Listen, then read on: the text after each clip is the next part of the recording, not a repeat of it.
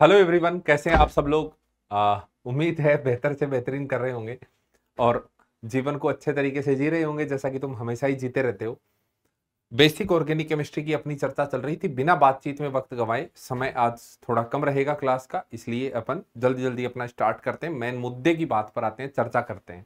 तो basic organic chemistry के बारे में मैं तुमको रिएक्शन इंटरमीडिएट्स के बारे में बता चुका था, ठीक है ना। आज सीधी बात, नो बकवास वाला सीन रहेगा, तो बिल्कुल ध्यान से तुम्हें समझना है। हम बात कर चुके थे रिएक्शन इंटरमीडिएट्स के बारे में। मैं आपको रिएक्शन इंटरमीडिएट्स के बारे में बता चुका था, बोलो हाँ या ना।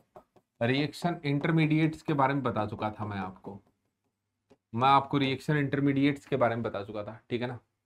चलो जी, कौन कौन से बताए थे। मैंने आपको बताया था कार्बोकटाइन। कार्बोकटाइन क्या कर सकता है, रीअरेंज हो सकता है, इंटरनल अटैक हो सकता है, ठीक है ना, before attacking of any nucleophile. दूसरा मैंने बताया था carbanion. Carbanion also can get rearrange by resonance. Resonance से कार्बनाइन का रीअरेंजमेंट संभव है, इसके बारे में अपन ने चर्चा कर ली थी। उसके बाद अपन ने बात कर ली थी फ्री रेडिकल के बारे में। उसके बाद अपन ने चर्चा कर ली थी फ्री रेडिकल के बारे में। फ्री रेडिकल क्या कर सकता है, कॉम्बिनेशन कर सकता है, डिसप्रपोर्शनेशन कर सकता है, और ये रीअरेंज हो सकता है। कैसे? रेजोनेंस से। तो रेजोनेंस तो सभी में रीअरेंजमेंट के लिए एक फैक्टर है, लेकिन कार्बोकटाइन जो होता है वो 1-2 शिफ्ट यानी अल्फा बीटा शिफ्ट करने की टेंडेंसी भी रखता है। वो अल्फा बीटा शिफ्ट करने की टेंडेंसी ना कार्बनाइन में होती है ना कार्बन फ्री रेडिकल में होती है, ये बात आपको ध्यान रखनी है। इंटरनल अटैक, कार्बनाइन जो होता है R माइनस, वो एक स्ट्रोंग बेस, आप मेरे साथ साथ ये छोटी छोटी बातें लिख सकते हो। ये एक strong base as well as एक स्ट्रोंग न्यूक्लियोफाइल होता है, एज वेल एज एक स्ट्रोंग न्यूक्लियोफाइल होता है कार्बनाइन। कार्बनाइन एक strong base as well as strong nucleophile होता है। न्यूक्लियोफाइल मतलब जो इलेक्ट्रोफाइल के ऊपर जाकर के जुड़ जाए, दैट इज न्यूक्लियोफाइल। और फ्री रेडिकल दो काम कर सकता है, एक होगा कॉम्बिनेशन। कॉम्बिनेशन होता है एक, और दूसरा होता है डिसप्रपोर्शनेशन। एक होता है कॉम्बिनेशन और एक होता है डिसप्रपोर्शनेशन। कॉम्बिनेशन और डिसप्रपोर्शनेशन के दो काम ये कर सकता है। मैंने आपको बता दिया था, अगर हिंड्रेंस ज्यादा है तो डिसप्रपोर्शनेशन हो जाएगा, अगर हिंड्रेंस नहीं है तो कॉम्बिनेशन होगा। इंट्रामोलिकुलर कॉम्बिनेशन और इंटरमोलिकुलर कॉम्बिनेशन। इंट्रामोलिकुलर में 3 to 6 मेंबर साइक्लाइजेशन होता है, और इंटरमोलिकुलर जो है उसमें तो कुछ भी करा सकते हो, आप जोड़ सकते हो, एल्केन बना सकते हो, इलोंगेशन हो सकता है। ये सब चर्चाएं अपन ने इनके बारे में कर ली थी। साथ ही अपन ने ट्रांजिशन स्टेट के बारे में जान लिया था कि ट्रांजिशन स्टेट क्या होती है। अगर तुम्हें याद हो तो high energy state transition state होती है, और ट्रांजिशन स्टेट के साथ ही ट्रांजिशन स्टेट के बारे में जान लिया था अपन ने। एक हमने एनर्जी प्रोफाइल डायग्राम के बारे में जान लिया था, एक हमने एनर्जी प्रोफाइल डायग्राम के बारे में जान लिया था, और एक हमने जान लिया था टाइप्स ऑफ रिएक्शन के बारे में। टाइप्स ऑफ केमिकल रिएक्शन कौन कौन सी होती हैं उनके बारे में मैंने जान लिया, अपन ने जान लिया था। टाइप्स ऑफ केमिकल रिएक्शन के बारे में अपन ने जान लिया था। तो इतनी सारी चीजें अपन ने जान ली थी। अब अपन आगे चलते हैं नेक्स्ट, और आप देखिएगा नेक्स्ट मूव करने के लिए हम मेनली टारगेट करते हैं एडिशन रिएक्शन को। हम मेनली किसको टारगेट कर रहे हैं भैया? एडिशन रिएक्शन को टारगेट कर रहे हैं। ये आप चाहो तो मेरे साथ लिख सकते हो, नोट्स में नहीं लिखी ये बात, मैं आपको लिखवा रहा हूं। एडिशन रिएक्शन, इसकी चर्चा करते हैं। अभी जो हम इलेक्ट्रिक एडिशन करवा रहे हैं मेनली फॉर, ये होता है मेनली अनसेचुरेटेड कंपाउंड्स के लिए। अब ये अनसेचुरेटेड कंपाउंड क्या होता है? अनसेचुरेटेड कंपाउंड्स के लिए ये दिया जाता है, ठीक है। अनसेचुरेटेड कंपाउंड्स के लिए मेनली ये दिया जाता है। अनसेचुरेटेड कंपाउंड क्या होता है? कोई भी एल्केन है, आप इस एल्केन से n number of hydrogen gas निकाल दो, -n number of hydrogen gas आप यहां से निकाल देते हो, तो यहां से आपका बनता है अनसेचुरेटेड n मोल हाइड्रोजन गैस निकालने से अनसेचुरेटेड हाइड्रोकार्बन। यहां से क्या बनता है? अनसेचुरेटेड हाइड्रोकार्बन यहां से क्रिएट होता है, कार्बन यहां से क्रिएट होता है। अनसेचुरेटेड का मतलब हो सकता है हमारा एल्कीन यानी डबल बॉन्ड वाला, अनसेचुरेटेड से मतलब हो सकता है हमारा एल्काइन यानी ट्रिपल बॉन्ड वाला, और अनसेचुरेटेड से मतलब होता है हमारा रिंग, एक रिंग। जैसे कि मेरे पास एक एल्केन था C6H8, एल्केन का जनरल फॉर्मूला क्या है CnH2n+2, ये मेरे साथ साथ ही लिखना है आपको, ये एक जनरल फॉर्मूला है। एल्कीन का फॉर्मूला क्या होता है CnH2n, एल्कीकाइन का फॉर्मूला CnH2n-2, जनरल रिंग सामान्य ओनली रिंग के केस में इसका फॉर्मूला CnH2n, यही इसका फॉर्मूला होता है, यही इसका फॉर्मूला होता है। रिंग का फॉर्मूला ये है आपके पास, ठीक है ना। अब जैसे मेरे पास है C8H8, C8H8 नहीं करते इसको, 6 दूनी 12, 13 14 करना पड़ेगा ना, C8H14 ये है मेरे पास। तो 6 कार्बन की एक मेरे पास ओपन चेन है, मेरे पास क्या है 6 कार्बन की ओपन चेन है, 4 5 6। अब आप इसमें गिनिए कार्बन कितने हैं, मुझे तो इसमें कार्बन 6 दिखाई दे रहे हैं, तुम्हें भी 6 ही दिखाई दे रहे होंगे। हाइड्रोजन कितने दिखाई दे रहे हैं, 3 2 5 6 7 8 9 10 11 12 13 14, 14 हाइड्रोजन इसमें दिखाई दे रहे हैं आपको।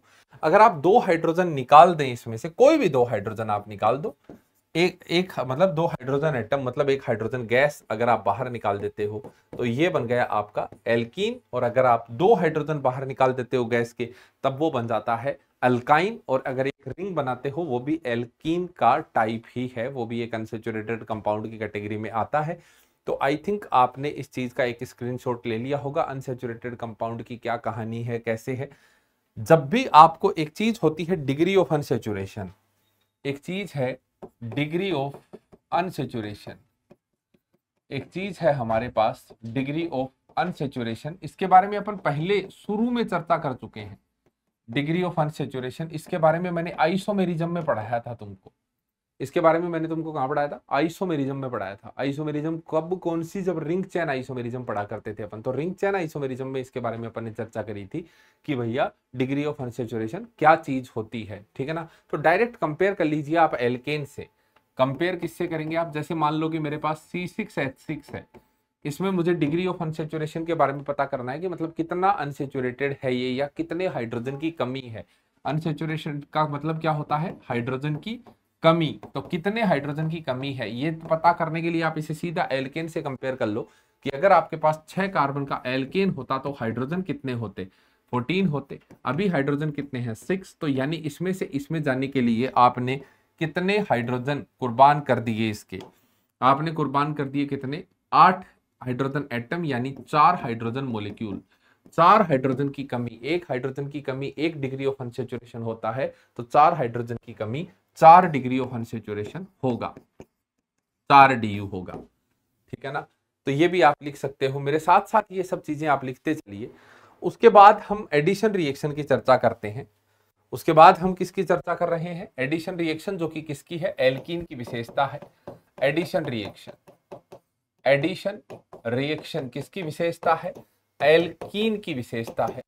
आइए देखिए, मेरे पास कोई भी एक एल्कीन है, मेरे पास कोई भी एक एल्कीन है, उस एल्कीन से पहले एक बात और जानो आप यार, एडिशन रिएक्शन से पहले आप एक बात और जानो, मुझसे एक बात और जानो। आपने ऑप्टिकल आइसोमेरिज्म में पढ़ा था, आपने ऑप्टिकल आइसोमेरिज्म में पढ़ा था ऐसा कि आपके पास 2 डिफरेंट कायरल सेंटर हैं, और अगर इसमें सेम ग्रुप सेम साइड होता है डिफरेंट कायरल सेंटर पर तो इसे एरिथ्रो कहा जाता है, इसे हम एरिथ्रो कहते हैं। अगर आपके पास डिफरेंट कायरल सेंटर है और सेम ग्रुप अपोजिट साइड है, और सेम ग्रुप कहाँ है, अपोजिट साइड है, तो इसे हम थ्रियो कहते हैं, इसे हम क्या कहते हैं, थ्रियो। और अगर आपके पास दोनों कायरल सेंटर सेम हो जाएं, अगर आपके पास दोनों कायरल सेंटर सेम हो जाएं, इस समय सेम ग्रुप सेम साइड है, तो इस कंपाउंड को नाम दिया जाता है मीजो। मीजो एक ऑप्टिकली इनएक्टिव, ये एक ऑप्टिकली इनएक्टिव स्पीसीज होती है मीजो। थ्रियो ऑप्टिकली एक्टिव है, थ्रियो जो है ये ऑप्टिकली एक्टिव है, और एरिथ्रो जो होता है वो भी ऑप्टिकली एक्टिव होता है। ये सब बातें आप लिख चुके हो, लेकिन अगर आप लिखना चाह रहे हो तो लिख लो, कोई दिक्कत वाली बात है नहीं। एरिथ्रो भी ऑप्टिकली एक्टिव है और थ्रियो भी ऑप्टिकली एक्टिव है। तो एरिथ्रो और थ्रियो के बारे में अपन चर्चा कर चुके थे। अब आप एक चीज ध्यान से देखिए, आइए अब हम चलते हैं हमारे वही एडिशन रिएक्शन के बारे में। एडिशन रिएक्शन का क्या खेल है, हम एडिशन रिएक्शन के बारे में चर्चा करते हैं। एल्कीन पर, कहां पर चर्चा कर रहे हैं, एल्कीन पर चर्चा कर रहे हैं। आप मेरे साथ साथ नोट्स बनाते रहिए, मेरे साथ साथ नोट्स बनाते रहिए, मेरे साथ साथ आपको क्या करना है, नोट्स बनाते रहना है।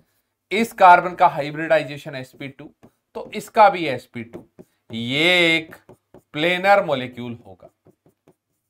ये कैसा होगा, ये एक प्लेनर मॉलिक्यूल होगा। मान लो कि A और B को जुड़ना है इसके ऊपर, और मुझे ये कंपाउंड बनाना है। मान लो कि मुझे ये कंपाउंड बनाना है, ये बन गया, ये कंपाउंड बन गया। अब मुझे ये तो दिख ही रहा है कि ये कार्बन भी कायरल है और ये कार्बन भी कायरल है, मुझे कायरल सेंटर तो दिख रहे हैं, लेकिन ये बनने वाला स्पीसीज ऑप्टिकली एक्टिव है या नहीं, वो डिपेंड करेगा, वो डिपेंड करेगा इसका आपने कॉन्फ़िगरेशन कैसा लिया था और उससे क्या बन रहा है। तो हम इसकी चर्चा करने वाले हैं। ये ए प्लेनर है, ये ए और बी का एडिशन जो है, इसके एडिशन के दो तरीके हैं। Addition is of two type, ये दो तरह का है। कैसे, ए और बी ऐड होते हैं सेम साइड से, A and B added from same side, ये दोनों सेम साइड से ऐड होते हैं, एक ही दिशा से ऐड होते हैं सेम साइड से, ए और बी। और दूसरा केस है ए और बी अपोजिट साइड से ऐड होते हैं, एडेड फ्रॉम अपोजिट साइड, यानी जिधर से ए आया उधर से बी नहीं आया, उधर से बी नहीं आया। आप ये देखिए प्लेनर मॉलिक्यूल है, प्लेनर मॉलिक्यूल है एल्कीन, जिधर से ए आया उधर से ही बी आया, that is a syn addition. जिधर से ए आया उसके अपोजिट से बी आया, that is anti addition, that is anti addition. तो अगर अलग अलग साइड से आ रहे हैं तो हम इसे एंटी एडिशन कहते हैं। अगर अलग अलग साइड से आ रहा है तो हम इसे एंटी एडिशन कहते हैं। सेम साइड से आ रहा है अगर, तो हम इसे सिन एडिशन की कैटेगरी में डालते हैं।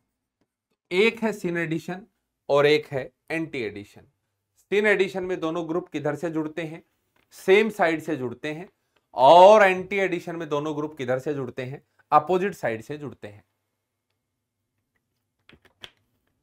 अब अगर इसके जुड़ने से कायरल कार्बन जनरेट हो रहा है, अगर इसके जुड़ने से कायरल कार्बन जनरेट हो रहा है, तो हमें स्टीरियो केमिस्ट्री का ख्याल रखना होगा। अगर इसके जुड़ने से कायरल कार्बन जनरेट हो रहा है तो हमें स्टीरियो केमिस्ट्री का ध्यान रखना होगा। ये लिखना है आपको मेरे साथ साथ ही, क्योंकि ये नोट्स में लिखी हुई बातें नहीं है, ये लिखी हुई नहीं है। मैं पीछे ले चलता हूं आपको, आप वीडियो पॉज करके भी लिख सकते हैं। चलिए जी, यहीं से आज की क्लास थी, ये चल रहा था हमारा, ये चल रहा था। चलिए जी, तो ये दो तरह का एडिशन मैंने देख लिया, सिन एडिशन और एंटी एडिशन। इससे स्टीरियो केमिस्ट्री पर फर्क पड़ता है, इससे स्टीरियो केमिस्ट्री पर फर्क पड़ता है। कैसे, आइए देखिए। अगर एडिशन के बाद ओनली वन कायरल सेंटर, कि अगर केवल एक chiral centre, if only one chiral centre is generated, अगर केवल एक कायरल सेंटर जनरेट होता है इन ए प्रोडक्ट, जो रिएक्टेंट से प्रोडक्ट बना है, then the product will be optically active, product will be optically active, will be optically active. हालांकि ये हो सकता है, it may be a racemic mixture, ये अलग बात है। रेसिमिक मिक्सचर ऑप्टिकली इनएक्टिव होता है, 50% डी और 50% एल का part. It may B racemic mixture, ये रेसिमिक मिक्सचर हो सकता है, बट इंडिविजुअल कोई भी प्रोडक्ट जो है वो ऑप्टिकली एक्टिव रहेगा एक कायरल सेंटर के साथ। अगर 2 कायरल सेंटर जनरेट होते हैं, 2 chiral centre is generated, 2 chiral centre is generated, अगर 2 कायरल सेंटर जनरेट होते हैं तो ये एरिथ्रो भी हो सकता है, ये थ्रियो भी हो सकता है, और ये मीजो भी हो सकता है। अगर मीजो हो गया तो इनएक्टिव हो गया, अगर मीजो हो गया तो कैसा हो गया, अगर मीजो हो गया तो इनएक्टिव हो गया, और अगर एरिथ्रो या थ्रियो बन रहा है तो ये एक्टिव हो गया है। और एक बात और ध्यान रखना कि अगर कोई एक कायरल सेंटर पहले से मौजूद है, अगर कोई एक कायरल सेंटर पहले से मौजूद है, ये क्या हो गया भाई, हाँ, अगर कोई एक कायरल सेंटर पहले से मौजूद है, इफ वन कायरल सेंटर, एक कायरल सेंटर पहले से मौजूद है, centre is already present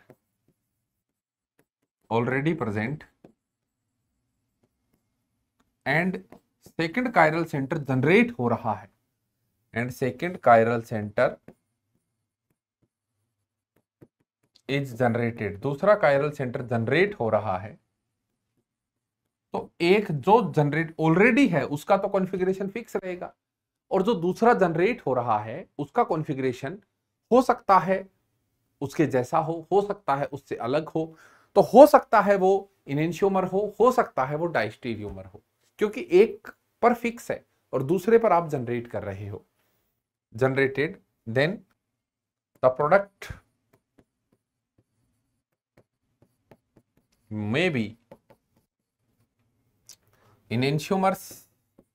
enantiomer भी हो सकते हैं और डायस्टेरियोमर भी हो सकते हैं, डायस्टेरियोमर भी हो सकते हैं, क्योंकि एक कायरल सेंटर, डायस्टेरियोमर ही रखो आप, डायस्टेरियोमर होंगे, प्रोडक्ट विल बी डायस्टेरियोमर, क्योंकि एक पर कॉन्फ़िगरेशन फिक्स है और दूसरे पर कॉन्फ़िगरेशन आप बदल रहे हो, तो वो डायस्टेरियोमर बनेंगे। ये बात का आपको ध्यान रखना है कि दूसरे पर कॉन्फ़िगरेशन, आप इसका स्क्रीनशॉट लीजिए, अच्छी बात है ये, तो वे हमेशा कैसे होंगे, डायस्टेरियोमर होंगे।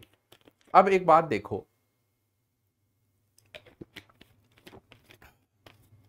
अब आप एक बात देखिए,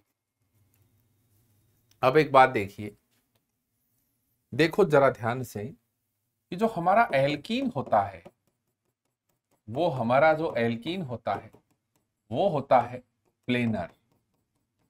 एल्कीन कैसा होता है, प्लेनर होता है।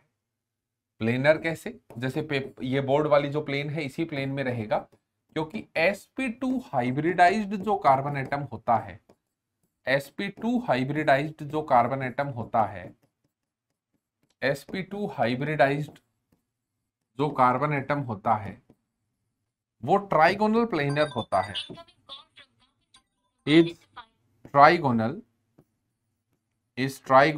प्लेनर। वो कैसा होता है, ट्राइगोनल प्लेनर होता है। फोन आ गया यार बीच में, सुना रहा है ये आवाज अपनी।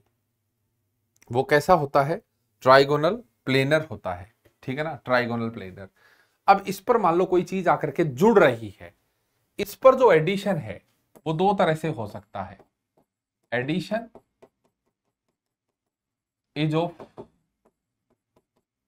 2 टाइप, इस पर जो एडिशन है वो 2 तरह का हो सकता है। कैसे, मान लो AB को जुड़ना है इसके ऊपर आकर के, मान लो AB को जुड़ना है तो 2 तरीके कौन कौन से होंगे। मान लो AB को जुड़ना है तो जिधर से A आ रहा है उधर से ही B आए, ये सेम साइड एडिशन होता है। सिन एडिशन, जिधर से A जुड़ रहा है उधर से ही B भी जुड़ रहा है। Same side addition, same side addition is addition. Planar है, मान लो बोर्ड की प्लेन में है, जिधर से ए आया उधर से ही बी आया, एग्जैक्टली यूं का यूं आकर के इसके ऊपर जुड़ गया।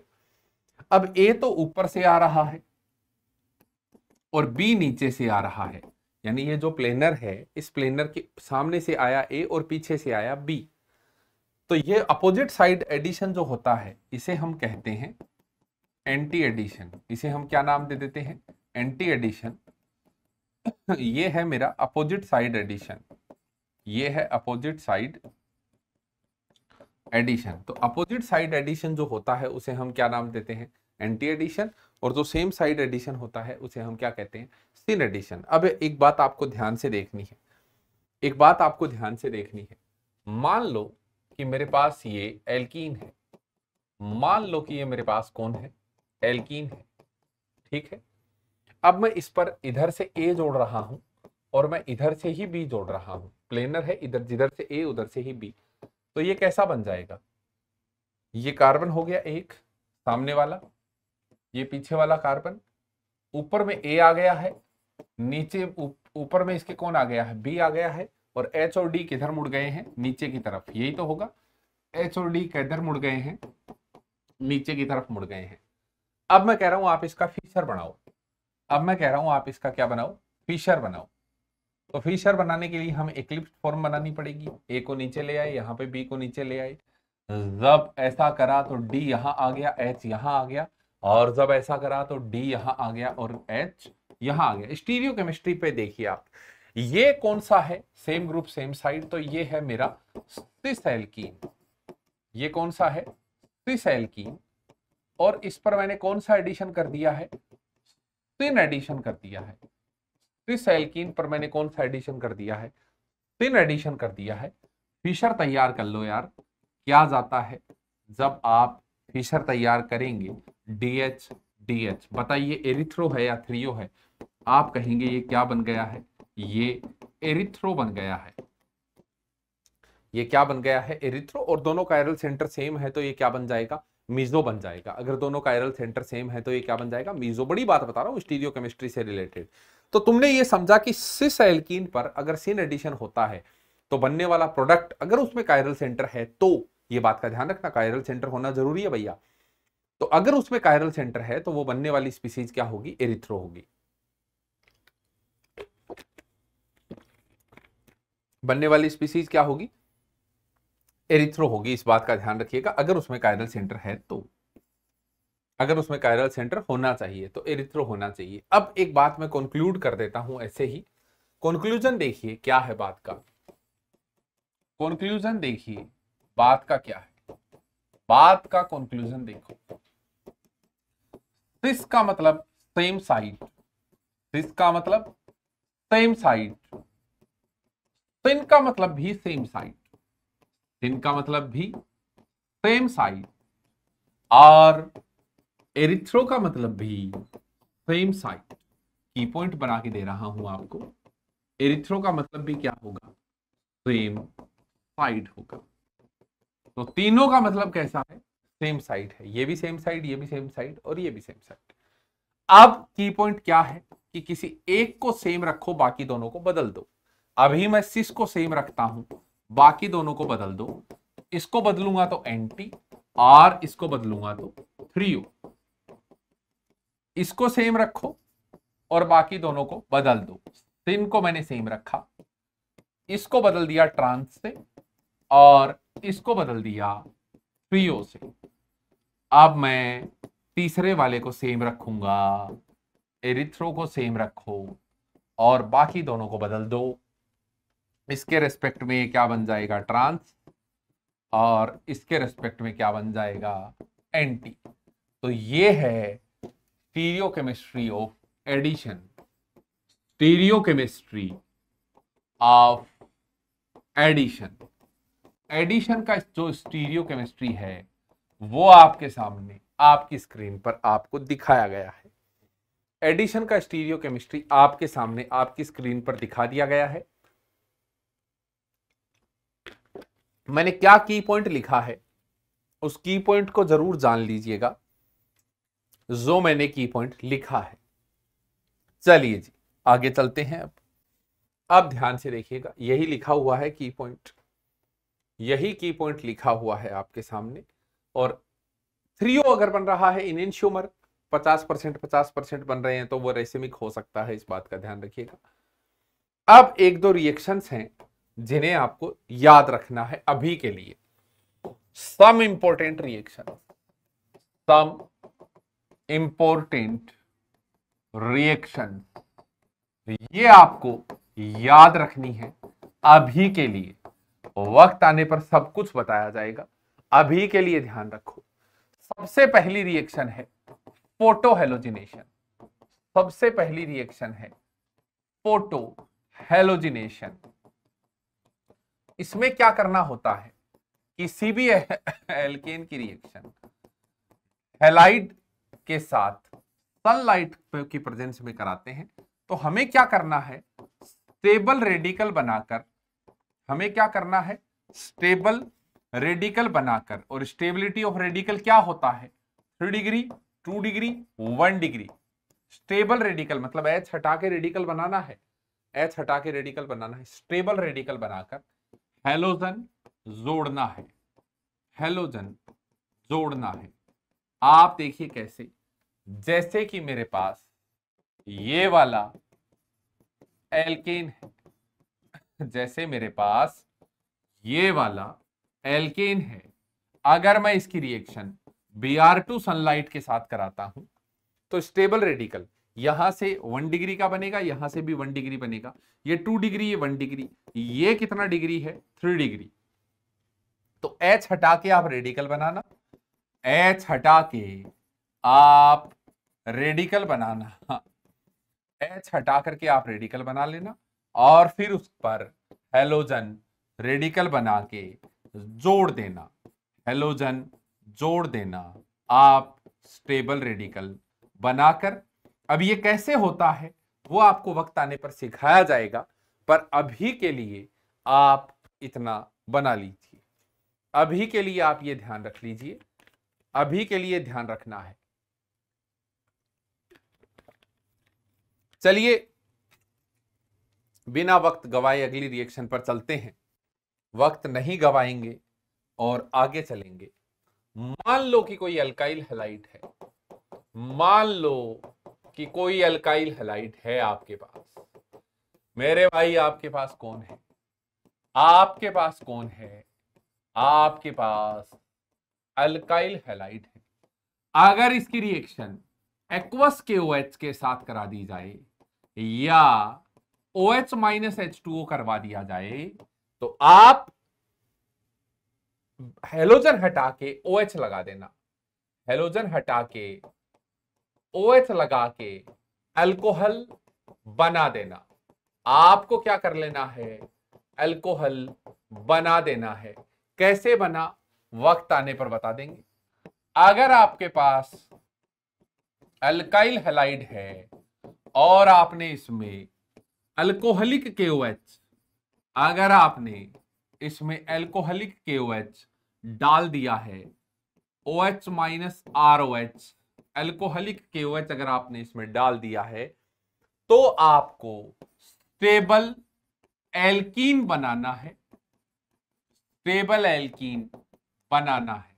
कैसे, अगर आप अल्फा बीटा एलिमिनेशन करवाना है बेसिकली, आप देखिए ये अल्फा, ये बीटा और ये भी बीटा, अगर आप इसमें अल्कोहलिक KOH करवाते हो, अल्फा पोजीशन से हेलोजन और बीटा पोजीशन से हाइड्रोजन आपको हटाना है।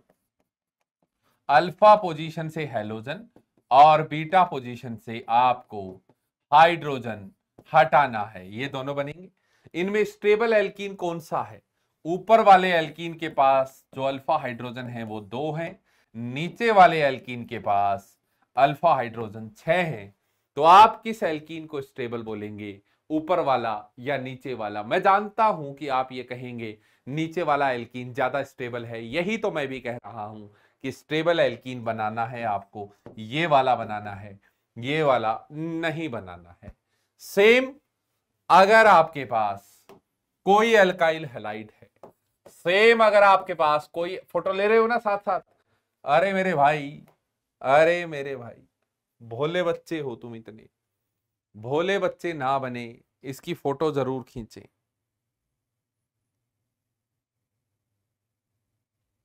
इसकी फोटो जरूर खींचे, उसकी फोटो जरूर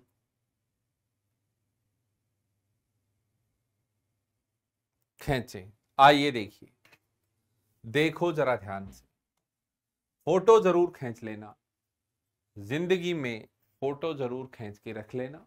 यादें रह जाती हैं, वक्त गुजर जाता है, यादें रह जाती हैं, वक्त गुजर जाता है, तस्वीरें रह जाती हैं और शब्दों का कोई मोल नहीं रहता।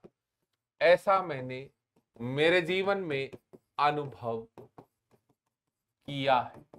अगर इसकी रिएक्शन CN-HCN से करवा दी जाए तो आप हेलोजन हटा के साइनाइड लगा देना, आप हेलोजन हटा के साइनाइड लगा देना।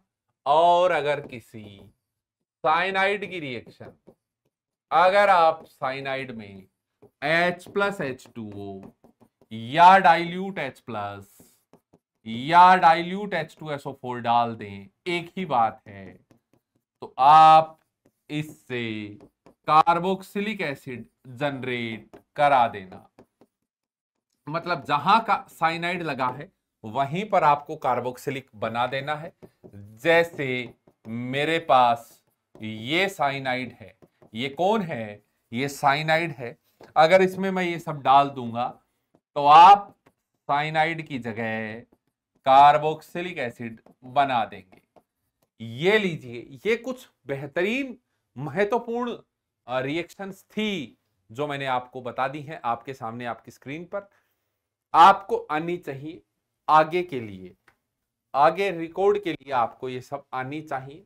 ये 5 रिएक्शंस आपको आनी चाहिए, इनके बिना मामला बैठेगा नहीं। इनके बिना क्या नहीं होगा, मामला बैठेगा नहीं। अब आइए, ये सब करने के बाद मैं आपको लिए चलता हूं बेहद खास मुद्दे पर। अब हम सम इंपॉर्टेंट रिड्यूसिंग एजेंट्स के बारे में बात करेंगे जो ऑर्गेनिक केमिस्ट्री की दिशा बदल देते हैं। ऑर्गेनिक केमिस्ट्री की दिशा बदलने वाले इंपॉर्टेंट रिड्यूसिंग एजेंट्स के बारे में हमें चर्चा करनी है। हमें चर्चा करनी है इंपॉर्टेंट रिड्यूसिंग एजेंट्स के बारे में जो ऑर्गेनिक केमिस्ट्री की रिएक्शन को का मोड बदलने की ताकत रखते हैं। हर रिड्यूसिंग एजेंट का फिक्स एजेंडा है, मैं इसके साथ वर्क करूंगा, इसके साथ नहीं करूंगा। फिक्स है भाई साहब, इसके साथ करूंगा, इसके साथ नहीं करूंगा। और आप जबरदस्ती नहीं कर सकते, नहीं करेगा तो नहीं करेगा। अब कौन किसके साथ क्या करेगा वो हमें याद ही होना चाहिए। अगर हमें याद नहीं है भैया, हम कुछ नहीं कर पाएंगे। अब आगे के 3 से 4 लेक्चर में जो चलेगा रट लेना भाई साहब उसको। मैं क्या बोल रहा हूं, मेरी बात को ध्यान से सुनो, सुनो गौर से दुनिया वालों, मेरी बात को ध्यान से सुनो। अब जो हम करने वाले हैं शुरुआत, वो इंपॉर्टेंट रिड्यूसिंग एजेंट्स की करने वाले हैं। आपने किसी रिएक्शन से प्रोडक्ट बना लिया, चुपके से उसमें कोई रिड्यूसिंग एजेंट डाल दिया। भाई साहब, हर रिड्यूसिंग एजेंट की अपनी कहानी है, हर रिड्यूसिंग एजेंट की अपनी कहानी है। LiLH4 कह रहा है कि मैं इसके साथ करूंगा, इसके साथ नहीं करूंगा। NaBH4 कह रहा है कि मैं इसके साथ LiLH4 ने नहीं किया था, मैं इसके साथ करूंगा, इसके साथ नहीं करूंगा। और हमें याद होना चाहिए। क्यों याद होना चाहिए सर हमें? क्योंकि हमें IIT जाना है, और जाना है तो भैया इनसे होकर गुजरना पड़ेगा। कोई तरीका नहीं है, कोई काट नहीं है इनकी। सबसे पहला रिड्यूसिंग एजेंट, सबसे पहला reducing agent कैटालिटिकल hydrogenation.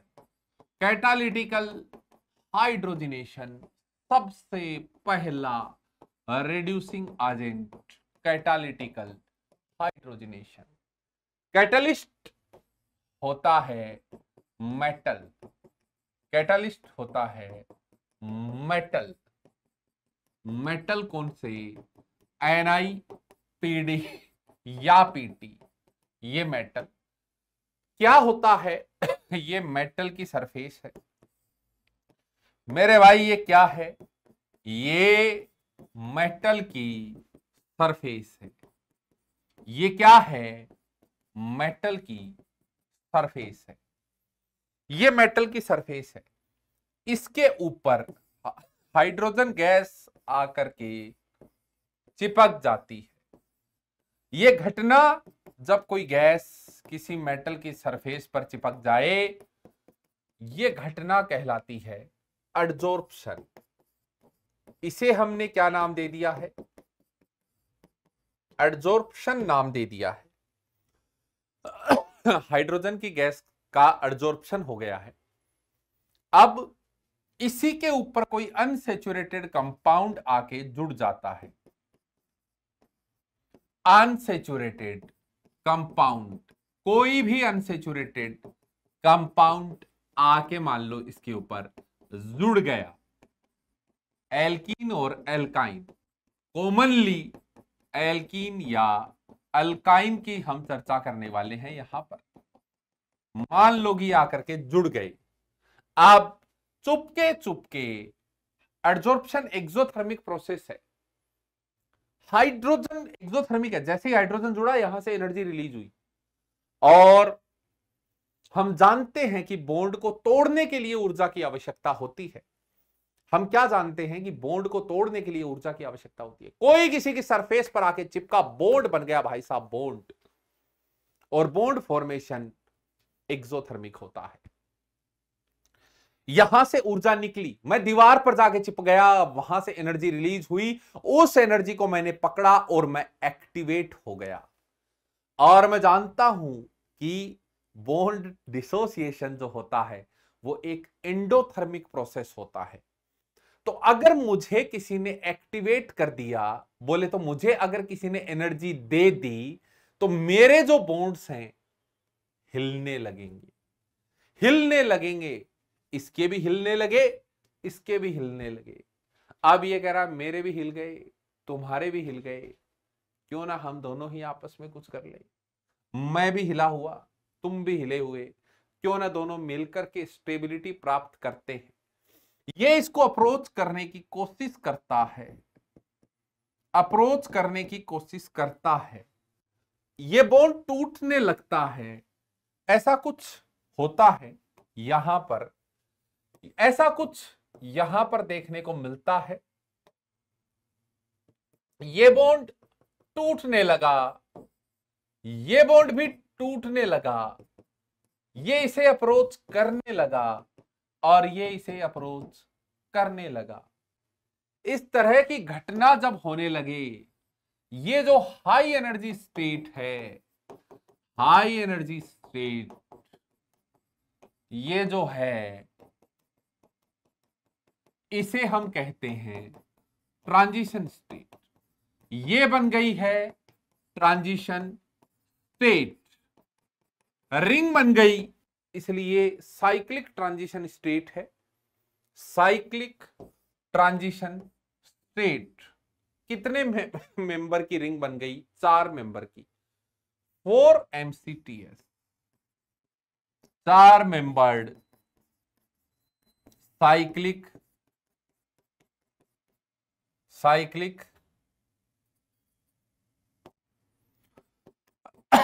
Transition state बन चुकी है। 4 मेंबर की साइक्लिक ट्रांजिशन स्टेट आपके सामने बन चुकी है। देखिए, देखो जरा ध्यान से, अहम घड़ी आ गई थी बीच में इसलिए मैं, तो 4 मेंबर की साइक्लिक ट्रांजिशन स्टेट आपको यहां पर नजर आ रही है, ये बन चुकी है। अब फाइनली क्या होता है, ये बॉन्ड ब्रेक कर जाते हैं, ये बॉन्ड ब्रेक कर जाते हैं और ये बॉन्ड बन जाता है। बॉन्ड बन गया ज्यादा, तो ये प्रोसेस जो हुआ, यहां पर एक बॉन्ड तोड़ा, आपने 2 बॉन्ड बना के दे दिए, इसके एक्सोथर्मिक प्रोसेस होता है। यहां से कुछ अमाउंट ऑफ हीट रिलीज होती है, कुछ अमाउंट ऑफ हीट यहां से रिलीज होती है और हम इस हीट को कहते हैं हीट ऑफ हाइड्रोजनेशन। इसे हम कहते हैं हीट ऑफ हाइड्रोजनेशन। इसे हम हीट ऑफ हाइड्रोजनेशन के नाम से जानते हैं। ठीक है, कैसे? देखो, मेरे पास कोई एक अनसैचुरेटेड कंपाउंड था, उसकी एनर्जी ज्यादा थी, ये एनर्जी एक्सेस है। ये मेरे पास एक अनसैचुरेटेड कंपाउंड है ज्यादा एनर्जी वाला, यहां से मैंने सैचुरेटेड बना लिया है, यानी एल्केन बना ली। यहां से यहां आने में जो ये एनर्जी गैप है, तो ये यहां से जब यहां आएगा तो एनर्जी कम हो गई, तो ये कहलाता है heat of hydrogenation. Heat of hydrogenation कहलाता है। इस बात का आपको ध्यान रखना है। एक बात और देखिएगा, मान लीजिए कि आपके पास 1,4,1,3 डाइईन है, आपके पास 1,3 डाइईन है और आप केवल 1 इक्विवेलेंट हाइड्रोजन प्रोवाइड करवा रहे हो, यानी केवल 1 मोल हाइड्रोजन गैस आप दे रहे हो। तो जो हाइड्रोजन है वो कुछ इस क्रम में जुड़ती है, तो जो हाइड्रोजन है वो कुछ इस क्रम में जुड़ती है। ये बॉन्ड टूटने लगता है, ये बॉन्ड भी टूटने लगता है, यहां और यहां अप्रोच करता है हाइड्रोजन। बेसिकली ये टूटने लगा, इसे अप्रोच किया, इसे अप्रोच किया और बीच में बॉन्ड बनने लगा, यानी कि हाइड्रोजन इसे अप्रोच करता है, ये बॉन्ड आगे सरकता है और दूसरा हाइड्रोजन यहां अप्रोच करता है। ऐसा ये बनती है 6 मेंबर की cyclic transition state. 6 membered cyclic transition state, ये बनती है 6 मेंबर की साइक्लिक ट्रांजिशन स्टेट और फाइनली बीच में डबल बॉन्ड आ जाता है। फाइनली बीच में डबल बॉन्ड आ जाता है। इसे कहते हैं 1,4 एडिशन। इसे क्या कहते हैं? 1,4 एडिशन कहते हैं। इसे क्या कहते हैं? 1,4 एडिशन कहते हैं। इसे हम नाम देते हैं 1,4 एडिशन का। क्या ये बात क्लियर है? क्या ये बात क्लियर है? इसे हम 1,4 एडिशन के नाम से जानते हैं। लेकिन यहां एक शर्त है, और शर्त कुछ इस तरह की है कि ये दोनों डबल बॉन्ड किधर होने चाहिए? सेम साइड होने चाहिए। ये दोनों डबल बॉन्ड किधर होने चाहिए? सेम साइड होने चाहिए। तो अगर, क्योंकि तभी बन पाएगी, सेम साइड होंगे तभी तो बन पाएगी, नहीं तो बन ही नहीं पाएगी। अगर मेरे पास ऐसा मुझे कुछ दे दिया जाए, कैसा? कैसा? ऐसा मुझे कुछ दे दिया जाए, थोड़ा विस्तार से बना लेते हैं इसे।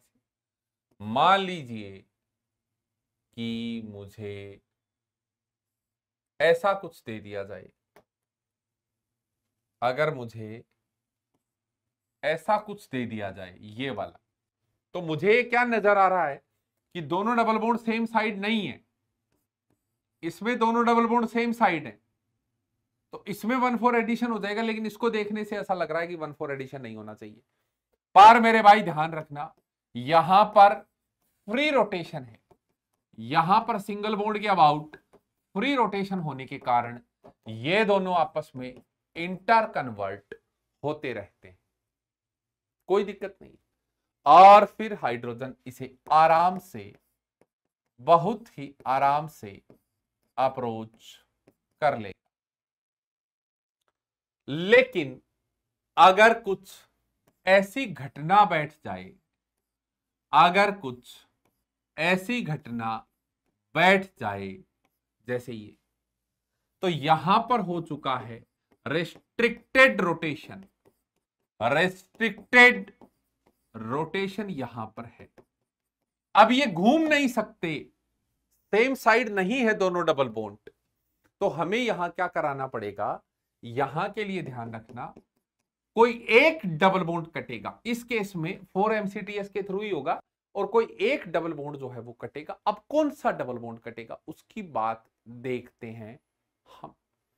आइए देखिए, आइए देखिए कौन सा डबल बॉन्ड हम काटेंगे उसकी बात देखते हैं हम एक बात, एक कॉमन स्टेटमेंट है, एक कॉमन स्टेटमेंट है, एक कॉमन स्टेटमेंट क्या है कि स्टेबिलिटी और एनर्जी एक दूसरे के इनवर्सली प्रोपोर्शनल होते हैं। स्टेबिलिटी और एनर्जी एक दूसरे के इनवर्सली प्रोपोर्शनल होते हैं। अगर मैं आपसे पूछूं स्टेबिलिटी ऑर्डर बताइए, तो एक मेरे पास ट्रांस एल्कीन है और एक मेरे पास सिस एल्कीन है। एक कौन है?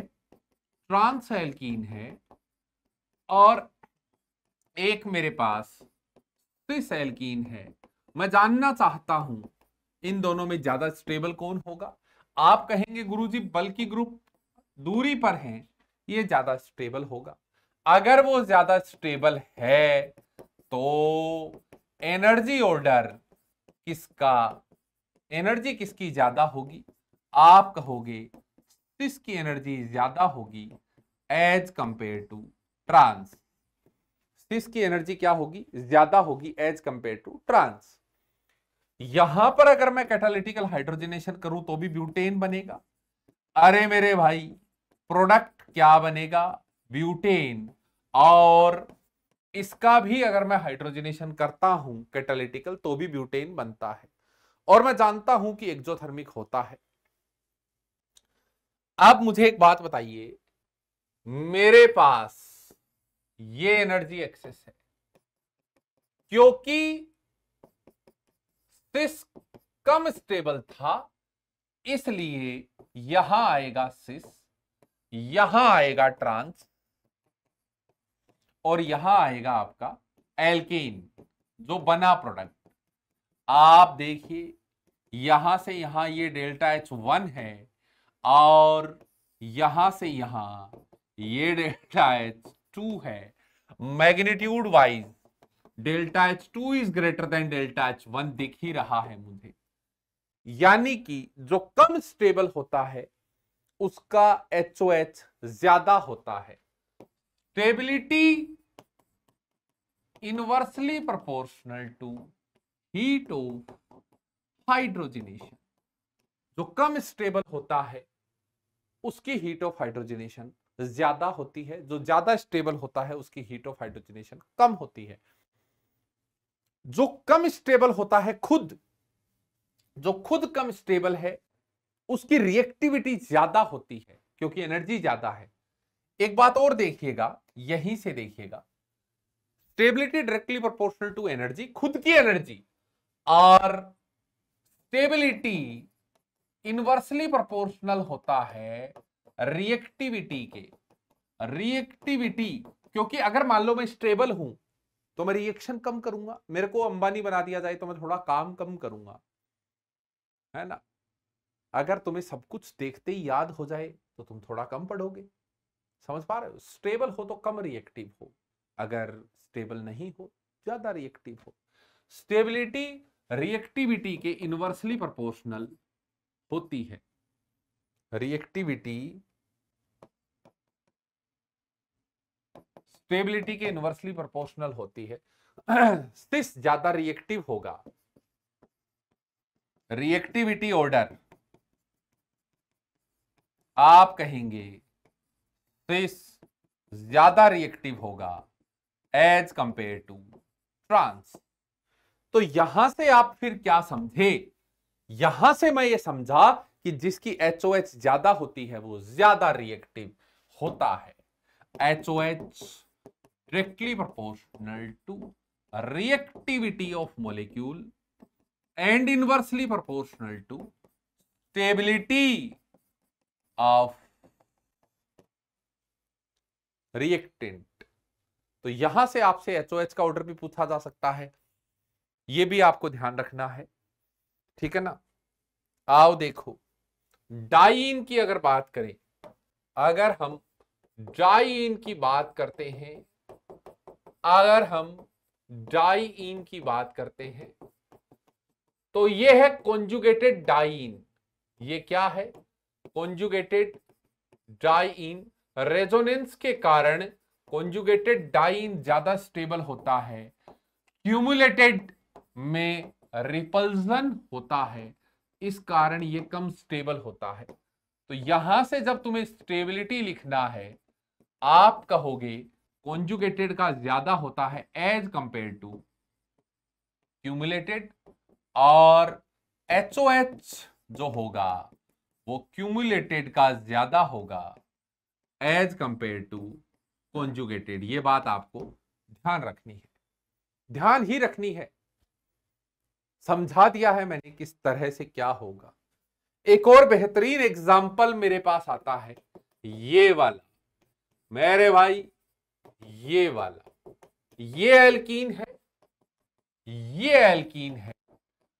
इन दोनों एल्कीन में ये वाला जो एल्कीन है ये ज्यादा स्टेबल होता है। अगर ये ज्यादा स्टेबल है तो HOH का जो ऑर्डर होगा वो उल्टा होगा। यहां से HOH का ऑर्डर उल्टा होगा, जो कम स्टेबल है उसका HOH ज्यादा होता है, जो ज्यादा स्टेबल है उसका HOH कम होता है, और रिएक्टिविटी भी उसी हिसाब से देखी जाती है।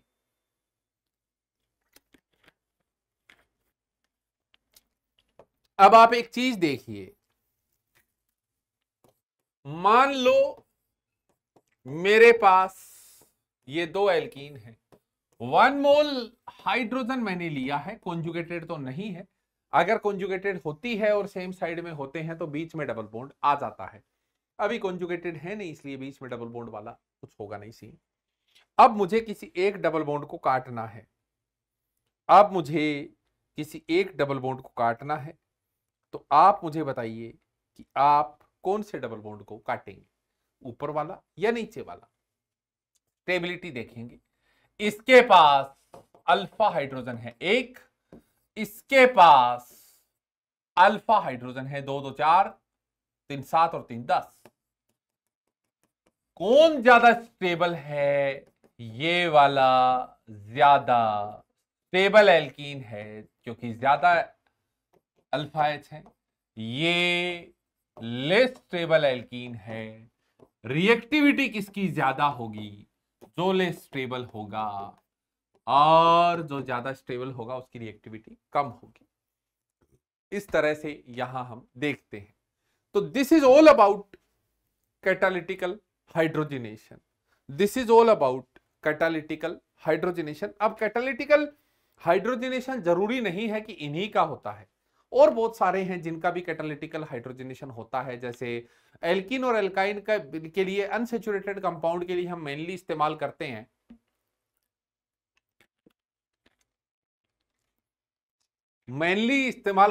हम डबल बॉन्ड और ट्रिपल बॉन्ड के लिए। जैसे साइनाइड है, अगर इसका मैं कैटालिटिकल हाइड्रोजनेशन कर दूं तो सारे डबल बॉन्ड सिंगल बॉन्ड में कन्वर्ट हो जाएंगे। 1 डिग्री का अमीन आपको देखने को मिल सकता है। अगर मैं आइसोसाइनाइड ले लूं तो 2 डिग्री का अमीन आपको देखने को मिलेगा। एल्काइल हैलाइड ले लूं तो एल्केन मिलेगा। एल्डिहाइड ले लूं तो पहले अल्कोहल बनेगा, दोनों तरफ, यहां भी H यहां भी H, पहले अल्कोहल बनेगा और फिर अल्कोहल से एल्केन बनने की टेंडेंसी रहती है। तो इनका भी करता है, लेकिन ध्यान रखिएगा triple AE acid amide anhydride और एस्टर, इनका कैटालिटिकल हाइड्रोजनेशन नहीं होता, नहीं करता, इसकी मर्जी नहीं करेगा। नहीं करेगा भैया, नहीं करेगा। जितना घटनाक्रम मैंने तुम्हें सुनाया है वो घटनाक्रम अब आपके सामने आपकी स्क्रीन पर देखो जरा ध्यान से। रिएजेंट मेटल की सरफेस और हाइड्रोजन है।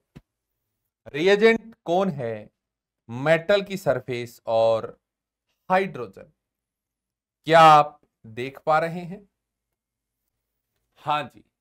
mainly used to convert unsaturated compound like alkene और alkyne into saturated compound। mainly इनके लिए इस्तेमाल किया जाता है। कैसे होता है? 4-MCTS के थ्रू। 4-MCTS के थ्रू मेटल की सरफेस पर पहले हाइड्रोजन चिपकती है, फिर पीछे पीछे अनसेचुरेटेड कंपाउंड चिपकता है और काम होता है इनके बीच। या फिर 6-MCTS के थ्रू कॉन्जुगेटेड डाइईन में अगर आप 1 इक्विवेलेंट हाइड्रोजन डालते हैं तो बीच में डबल बॉन्ड आ जाता है। ये आपको पता होना चाहिए, लेकिन शर्त यह है कि दोनों डबल बॉन्ड्स का सेम साइड होना अनिवार्य है। अगर ये सेम साइड नहीं भी है तो फ्री रोटेशन है तो आ जाएंगे सेम साइड। फ्री रोटेशन नहीं है तो 1 इक्विवेलेंट के केस में हम किसी एक ही डबल बॉन्ड को काटेंगे और वो जो डबल बॉन्ड होगा वो डबल बॉन्ड होगा रिएक्टिविटी के बेसिस पर, या जिसकी स्टेबिलिटी कम होगी।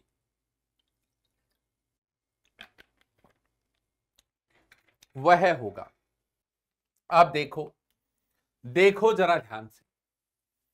एल्कीन एल्केन बन गया, एल्काइन एल्केन बन गया, एल्केनोइल हैलाइड पहले एल्डिहाइड और फिर अल्कोहल, साइनाइड अमीन बन गया, एल्डिहाइड अल्कोहल बन गया, कीटोन भी अल्कोहल बन गया, अल्काइल हैलाइड एल्केन बन गया, नाइट्रो एल्केन अमीन बन गया। और ये इंपॉर्टेंट बात है कि 3 मेंबर या 4 मेंबर की रिंग का भी कैटालिटिकल हाइड्रोजनेशन होता है, क्योंकि रिंग अनस्टेबल होती है, अनसेचुरेटेड, वो कैटालिटिकल हाइड्रोजनेशन के थ्रू नॉर्मल एल्केन में कन्वर्ट हो जाती है। इन सब का कैटालिटिकल हाइड्रोजनेशन होता है। Catalytical hydrogenation is an exothermic reaction, heat associated heat of hydrogenation, rate of catalytical hydrogenation stability of alkene के इनवर्सली प्रोपोर्शनल और एचओएच के डायरेक्टली प्रोपोर्शनल। जितना ज्यादा कैटालिटिकल हाइड्रोजनेशन का रेट होगा एचओएच उतना ही ज्यादा होगा और स्टेबिलिटी के इनवर्सली प्रोपोर्शनल होगा। जो कम स्टेबल होता है उसकी एनर्जी ज्यादा होती है और जो ज्यादा स्टेबल होता है उसकी एनर्जी कम होती है। प्रोडक्ट अगर सेम हो तो कम स्टेबल वाले की एचओएच ज्यादा होती है, ज्यादा स्टेबल वाले की एचओएच कम होती है। उसके बाद आप देखिए, compare heat of conjugated, isolated और क्यूमुलेटेड। सबसे कम स्टेबल क्यूमुलेटेड, इसलिए सबसे ज्यादा एचओएच इसी की होगी, और सबसे ज्यादा स्टेबल भाई साहब ये होंगे तो इसकी एचओएच सबसे कम होगी। ये सबसे ज्यादा स्टेबल है तो इनकी एचओएच कम होगी, ये सबसे कम स्टेबल है तो इसकी एचओएच सबसे ज्यादा होगी। आइए अब ऐसे आइसोलेटेड हैं, अगर एक्सेस में ले लूं तो सारे बॉन्ड डबल बॉन्ड काट देना, सिंगल बॉन्ड में कन्वर्ट कर देना, कोई दिक्कत नहीं है। लिमिटेड सप्लाई अगर आपने रखी है, सोच समझ के डबल बॉन्ड को काटना। अगर आपने लिमिटेड सप्लाई रखी है, सोच समझ के डबल बॉन्ड को काटेंगे। ये वाले डबल बॉन्ड के पास 4 अल्फा एच हैं, जबकि इस वाले डबल बॉन्ड के पास 10 अल्फा एच हैं। 3 3 6 4 8 2 8 और 2 10। इसलिए हम लेफ्ट वाले डबल बॉन्ड को काटेंगे, राइट वाले को नहीं काटेंगे। यहां पर भी ऊपर वाले डबल बॉन्ड को काटेंगे, नीचे वाले को नहीं काटेंगे, बशर्ते हमारे पास एक्सेस में हाइड्रोजन ना हो। एक्सेस में है तो दोनों ही कट जाएंगे, दोनों अपनी ख्वाहिश पूरी कर लेंगे। आइए देखिए जरा, सेम वही है, सेम साइड है, बीच में डबल बॉन्ड आ गया, अपोजिट साइड है, बीच में डबल बॉन्ड आ गया, क्योंकि यहां पर फ्री रोटेशन है, ये इसमें कन्वर्ट हो गया, ये इसमें कन्वर्ट हो गया। देखिए क्योंकि फ्री रोटेशन है, यहां पे सेम प्रोडक्ट आपको बनते हुए नजर आ रहा है, दोनों में सेम प्रोडक्ट। यही इसमें बनते हुए नजर आ रहा है। क्या आप देख पा रहे हैं? सेम प्रोडक्ट आप देख पा रहे हैं क्या? क्या आप देख पा रहे हैं? बिल्कुल, मुझे पता है कि आप देख पा रहे हैं, लेकिन यहां पर हो गया है रिस्ट्रिक्टेड रोटेशन। तो कोई एक डबल बॉन्ड आपको काटना है, सोच समझ के कौन सा काटेंगे वो आपको देखना है अल्फा एच से। क्लियर? ट्रिपल एई एसिड, अमाइड, एनहाइड्राइड और एस्टर, इनका कैटालिटिकल हाइड्रोजनेशन नहीं होता, नहीं होता, नहीं होता। ये एस्टर है, ये भी एस्टर है, वो कार्बोनाइल है, उसका अल्कोहल बना दिया। ये सब बातें मैं आपको बता चुका हूं। 5 मेंबर रिंग का नहीं होगा, लेकिन 3 मेंबर या 4 मेंबर रिंग का कैटालिटिकल हाइड्रोजनेशन होगा। स्टीरियो केमिस्ट्री के बारे में अपन बात कर चुके हैं। ये एक सिन एडिशन होता है, वो 2 पेज नहीं देखने हैं, यही देखना है। It is a syn addition.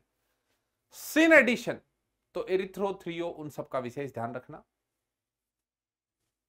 Syn addition है, एरिथ्रो बनेगा, सिस प्लस सिन एरिथ्रो होता है। दोनों ऊपर ऊपर से भी जुड़ सकते हैं, दोनों नीचे नीचे से भी। रेसिमिक मिक्सचर, इनेंशियोमेरिक मिक्सचर, ये बनेगा यहां से। आइए अब, खैर बहुत है आई थिंक इतना। तो ये कैटालिटिकल हाइड्रोजनेशन है। एक एग्जांपल मैं आपको और बता देता हूं। As it is a syn addition, as it is a syn addition, ये एक सिन एडिशन है, ये एक सिन एडिशन है। तो सिस प्लस, अगर आपके पास सिस एल्कीन है और अगर आपने उसमें कैटालिटिकल हाइड्रोजनेशन करा, maybe cis plus syn erythro बन जाए या मीजो बन जाए। ध्यान रखिएगा, जैसे मेरे पास ये सिस है, दोनों कायरल सेंटर आइडेंटिकल होंगे, Ni प्लस H2, दोनों आइडेंटिकल कायरल सेंटर हैं, ये बनेगा मीजो। मीजो, मीजो का mirror image identical, optically inactive. लेकिन अगर मेरे पास ये होता तो मुझे बनता एरिथ्रो। तो क्या बनता? एरिथ्रो, या तो ये और साथ में इसका मिरर इमेज। मतलब दोनों सेम साइड से तो कर रहे हैं, लेकिन हो सकता है दोनों फ्रंट से कर रहे हैं, हो सकता है दोनों बैक से कर रहे हैं। रेसेमिक मिक्सचर यहां से आप बना दोगे। ट्रांस होता तो आप थ्रियो बनाते, सिस है तो आप एरिथ्रो बना रहे हो। आज की क्लास में इतना ही। Wish you all the very best. Thank you so much.